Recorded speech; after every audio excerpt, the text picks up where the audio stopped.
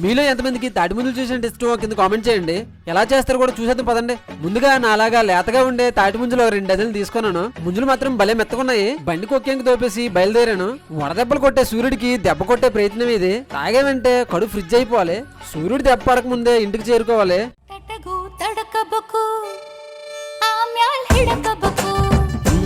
ಮೊದಲು ಮಕ್ಕಳಬೇಕು ಆಮ್ಯಾಲ ಲಗ್ನಬೇಕು ಹಿಟ್ಟಲಕ್ಕ ಕರಿಬೇಡ ಮಾವ ಬಲೆ ನಾಚಿಕೆ ಆಗತೈತಿ ನಿನ್ನ ಮ್ಯಾಲ ಇಟ್ಟೆನಲ್ಲ ಜೀವ ಅಭಿ ಪಿಕ್ಚರ್ ಬಗೆಯೈತಿ నో ఎస్